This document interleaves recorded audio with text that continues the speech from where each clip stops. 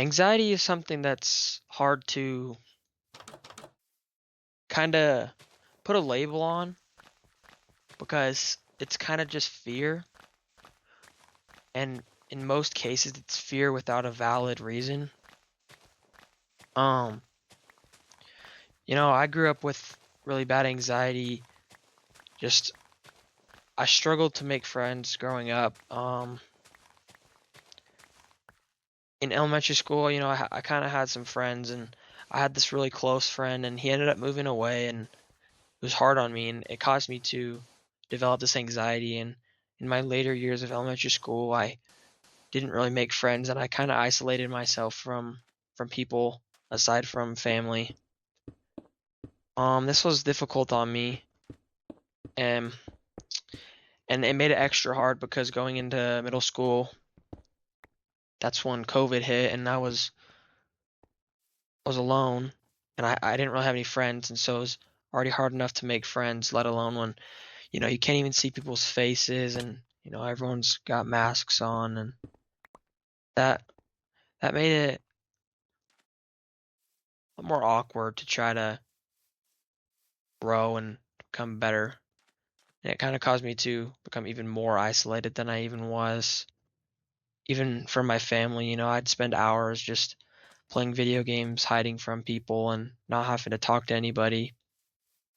Um, and it grew, it faded towards the end of, or towards the start of high school, but towards the end of high school, dealing with a breakup, it kind of came back, and it came back a little before the breakup, kind of was a big factor that led to the breakup. But I just, it's taught me so much, and I'm not going to sit here and say that I'm, not dealing with it still. Like, I deal with it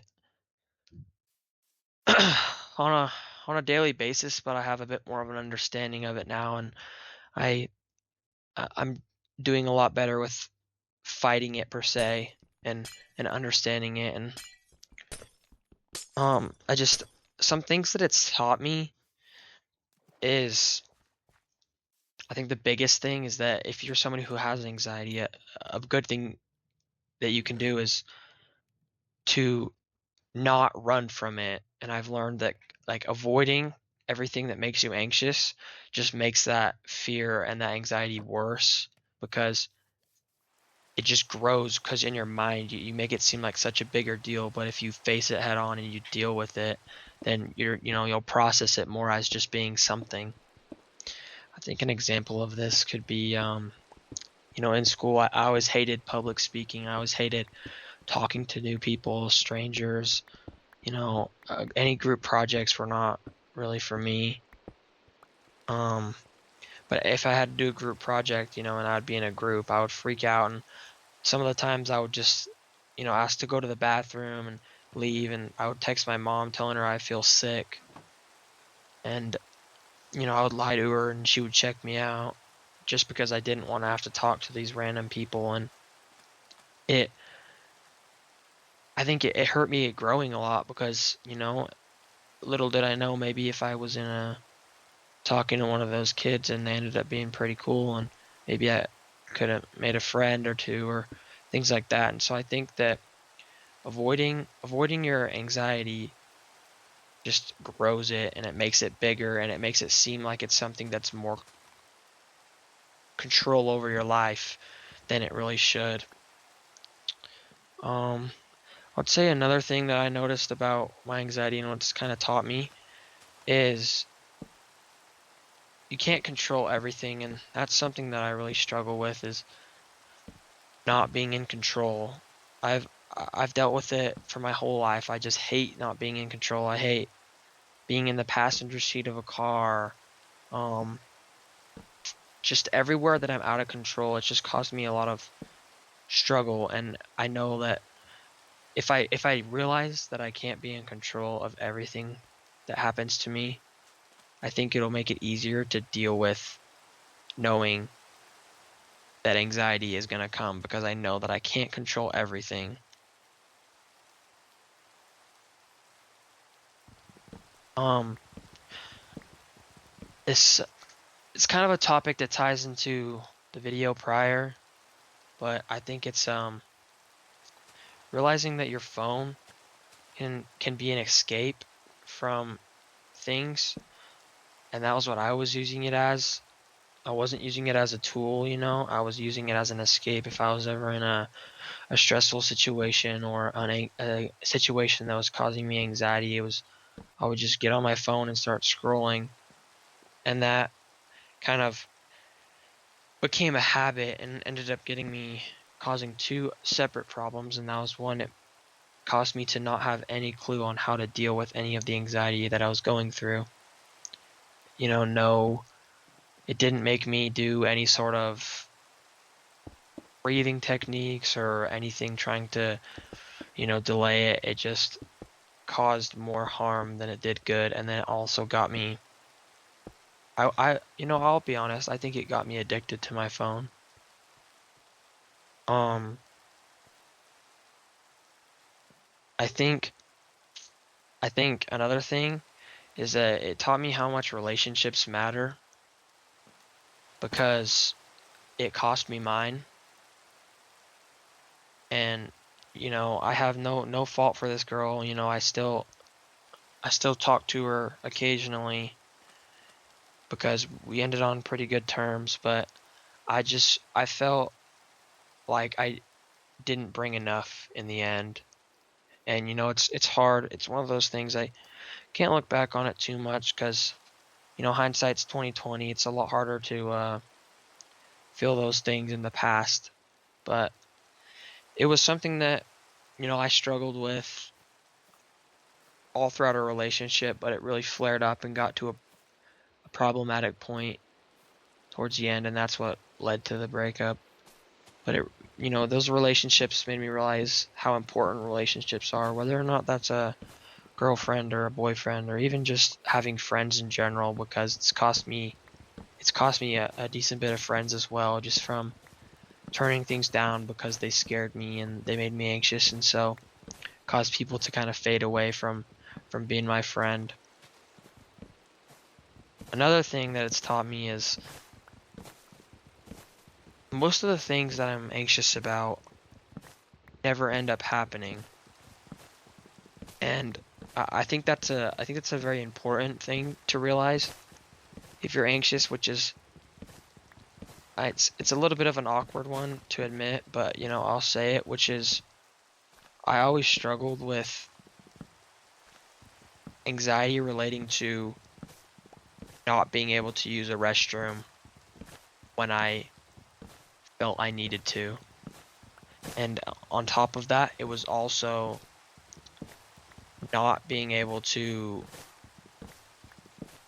eat. I didn't eat well, in my middle school years and early high school years. I didn't eat very well, and I didn't drink nearly enough water, and it caused my digestion to be really bad and my stomach to hurt. And so I was always anxious. Something was gonna happen. And, looking back from here, I'm realizing nothing ever did happen. And all those fears that I had never actually happened. And I think I saw a study one time that said it's like 94% of things people worry about don't ever end up happening. And I think that's something that's, if you're dealing with anxiety, that you should probably try to remind yourself of if you're going through a situation, especially if it's something that's related to kind of something along those lines that you think is going to happen. Um, Another thing, I would say feelings aren't always real, if that makes sense. I would say, sometimes feelings aren't exactly how you feel, especially if you have anxiety, because a lot of times they just, you feel feelings and you think that they're real. You think that they're exactly what's happening in the world around you, but it's a lot of times it's not true, and a lot of times it's just kind of you're making things up in your head. I would say, um, just because, like, let's say you have a presentation or something and you feel like you feel like people are judging you and you feel like this. I mean, it doesn't mean they actually are. You know, you feel like you're in the worst case scenario. It doesn't mean you actually are. And so I think those are things that it's positives to look towards. And and I think the way that I would end this, I think the best way to end this is just to say, if you're somebody who struggles with anxiety, I think it's really good to know it doesn't last forever and everything is beatable. And I know because I'm still going through it, but I'm slowly getting better and life is slowly getting easier. So if you're a high school student, because I know anxiety can really feel like the end of the world, it can really feel like there's no way out and it can feel hopeless, but truly I would say, just like me, you know, I thought it was over. I didn't want to have to deal with these struggles anymore. I wanted it to just be over. I wanted to be able to smile and to laugh and not have to deal with these sad and dark things. And I wanted to be able to just be a normal person. And I'll tell you, day by day, night by night, week by week, it gets easier. And I slowly am realizing every week, every month that, you know, I did something that month that I never would have done even just a couple years ago. And growing older always can help, just like in every aspect of your life. Just getting a couple of years older, you know, not I'm not saying everything will improve in just 1 year, but if you really, you know, stick your mind to something and you really try to face your fears, because I think that's the biggest thing with anxiety, is to just face your fears. It's super hard and it almost feels impossible at the start. And I would say a tip would be, don't jump right into the deep end, in a sense of don't immediately jump right into your worst fear. But, you know, if you have a fear in public speaking, instead of going and immediately talking in a presentation, you know, try to talk to one person. Or, you know, I think a good way is to talk to a mutual friend. If you already have one friend and they have a friend, a good way to try to just get a little bit out of your comfort zone is to talk to their friend, you know, somebody that you know is probably not going to judge you. And it's a good way to slowly get out of your comfort zone. And I think it's good to push it every week and just to try to slowly get out of your comfort zone as much as you can.